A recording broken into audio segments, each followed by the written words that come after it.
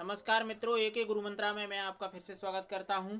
मैं हूं अजय और कक्षा 10 में हमारा एक महत्वपूर्ण पाठ है वाराणसी, जो संस्कृत का पाठ है और उससे हिंदी अनुवाद करने के लिए आता है। 4 नंबर की व्याख्या उसमें रहती है। इस पाठ से हर वर्ष एक व्याख्या करने को आती है। इसका हिंदी अनुवाद कैसे लिखेंगे, पहले इसका हिंदी अनुवाद देख लेते हैं। वाराणसी सुविख्याता प्राचीना नगरी। वाराणसी प्रसिद्ध प्राचीन नगरी है। यह विमल सलित रंगाया गंगाया कूले स्थिता। इयम माने यह स्वच्छ जल तरंगों वाली गंगा के कूले माने किनारे पर स्थित है। अस्या घट्टानाम बलयाकृत्या पंक्तिय धवलायाम चंद्रिकायाम बहुराजते। इसके घुमावदार घाटों की पंक्तियां चंद्रमा के श्वेत प्रकाश में अत्यंत सुशोभित होती हैं। अगणिता पर्यटकाः सुदूरेभ्य देशेभ्य नित्यम् अत्र आयान्ति। अनेक पर्यटक दूर दूर देशों से नित्य यहाँ आते हैं। अस्याः घट्टानाः शोभां विलोक्यम् इमां बहु प्रशंसति। इसके घाटों की शोभा को देखकर इसकी बहुत प्रशंसा करते हैं। एक बार इसकी हिंदी बोलूँगा, आप संस्कृत को देखेंगे। वाराणसी प्रसिद्ध प्राचीन नगरी है। यह स्वच्छ जल तरंगों वाले गंगा के किनारे पर स्थित है। इसके घुमावदार घाटों की पंक्तियां चंद्रमा के श्वेत प्रकाश में अत्यंत सुशोभित होती हैं। अनेक पर्यटक दूर दूर देशों से नित्य यहाँ आते हैं और इसके घाटों की शोभा को देखकर इसकी बहुत प्रशंसा करते हैं।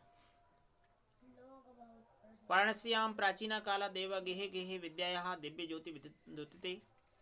वाराणसी में प्राचीन काल से ही घर घर में विद्या की दिव्य ज्योति विद्यमान है। अधुनापि अत्र संस्कृत वाग्धारा सततम प्रवहत जनानां ज्ञानाश्च वर्धयति। अधुनापि आज भी अत्र मीन्स यहाँ संस्कृत वाणी की धारा निरंतर बहते हुए जनानाम लोगों में ज्ञानाश्च वर्धयति ज्ञान वर्धन करती है। अत्र अनेके आचार्याः मूर्धन्याः प्रकार विद्वांस वैदिक वाङ्मय से अध्ययने अध्यापने च इदानीं निरता।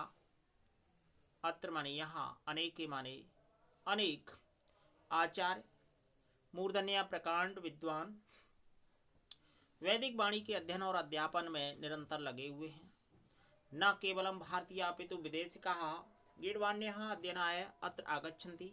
न केवल भारतीय अपितु विदेशी भी देववाणी के अध्ययन के लिए यहाँ आते हैं।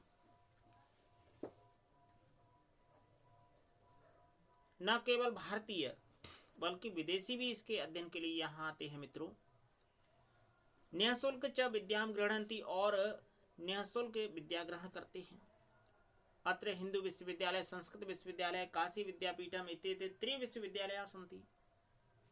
यहाँ हिंदू विश्वविद्यालय, संस्कृत विश्वविद्यालय और काशी विद्यापीठ, ये 3 विश्वविद्यालय हैं।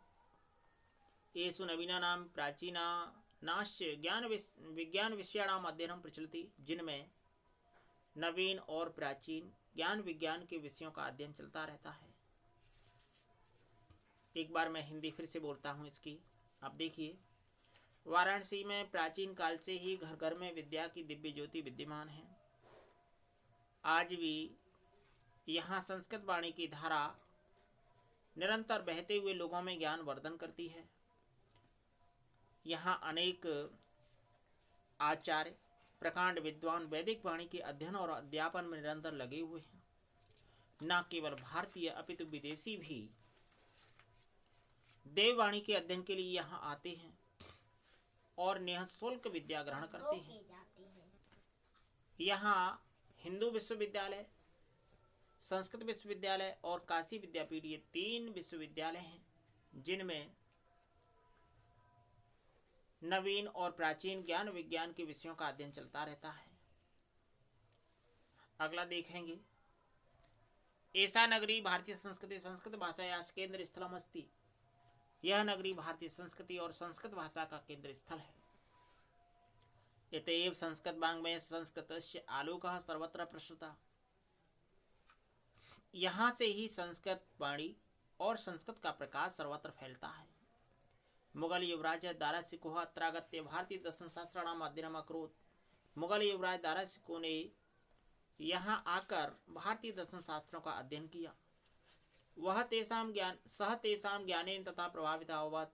वह इसके ज्ञान से प्रभावित हुआ। यत तेन उपनिषदाम अनुवाद पारसी भाषा में कारता, जिससे इन उपनिषदों का अनुवाद पारसी भाषा में कराया। एक बार फिर इसकी मैं हिंदी बोलता हूँ। यह नगरी भारतीय संस्कृति और संस्कृत भाषा का केंद्र स्थल है।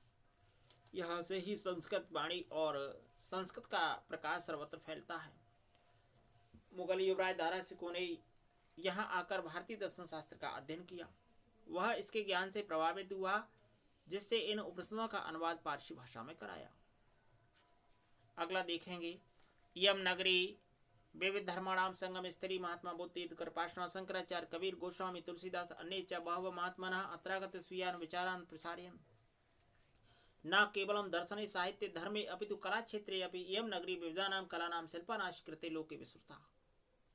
अतृतीयः कोशे शाटिकां देशे देशे सर्वत्र स्फुरन्ति। इयं नगरी विविध धर्माणां संगम स्थली। यह नगरी अनेक धर्मों की संगम स्थली है। महात्मा बुद्ध तीर्थकर पार्श्वनाथ शंकराचार्य कबीर गोस्वामी तुलसीदास और अन्य अनेक महात्माओं ने अत्रागति यहाँ आकर स्वीयान विचारान प्रसारण अपने विचारों का प्रसारण किया। न केवलम दर्शने साहित्य धर्मी, न केवल दर्शन में साहित्य में धर्म में अपितु कला क्षेत्रे अपि इयं नगरी विविधानां कलानाम, अपितु कला के क्षेत्र में भी यह नगरी अनेक कलाओं और शिल्प कार्यों के लिए लोके विस्तृता संसार में प्रसिद्ध है। अतृतीयः कोशे शाटिकाः देशे देशे सर्वत्र स्फुरन्ति। यहाँ की रेशम की साड़ियाँ देश देश में सर्वत्र फैलती हैं। एक बार अगला देखेंगे। अब अतृतीयः प्रस्तर मूर्तिः प्रत्यः, यहाँ की पत्थर की मूर्तियां भी प्रसिद्ध हैं। इयं निजाम प्राचीन परंपराम इदानीमपि परिपालयति। यह निजी प्राचीन परंपरा आज भी फल फूल रही है। तथैव गीयते, जैसा कि कवि ने कहा है, मरणं मंगलम यत्र विभूतिश्च विभूषणं, कोपीनं यत्र कोशेयं सा काशी केन मीयते। क्या कहा कवि ने? मरणम मंगलम यत्र विभूतिश्च विभूषणम, यहाँ मरना मंगलकारी है। विभूतिश्च विभूषणम, यहाँ की भस्मी यहाँ के आभूषण है। कोपीनम यत्र कोशेयम सा काशी केन मीयते, तो यहाँ की लंगोट और रेशम की साड़ियों में उस काशी से तुलना कोई नहीं कर सकता। दोस्तों, उस काशी से तुलना कोई नहीं कर सकता है। एक बार फिर इस श्लोक का अर्थ देखेंगे। मरणम मंगलम यत्र विभूतिश्च विभूषणम, यहाँ मरना मंगलकारी होता है। यहाँ की भस्मी यहाँ के आभूषण होते हैं। कोपीनम यत्र कोशियम, यहाँ की लंगोट और रेशम की साड़ियों में सा काशी केन मीयते, उस काशी से तुलना कौन कर सकता है, अर्थात कोई नहीं कर सकता है। आशा करता हूँ यह आज का जो वीडियो है हमारा आपको अच्छा लगा होगा। पूरा वीडियो देखने के लिए बहुत बहुत धन्यवाद। अगला वीडियो पाने के लिए चैनल को सब्सक्राइब करें। अगला वीडियो मैं शीघ्र ही आपके बीच में टेट के भावी शिक्षकों के लिए लेकर के आऊँगा, जिसका विषय रहेगा वाण। धन्यवाद।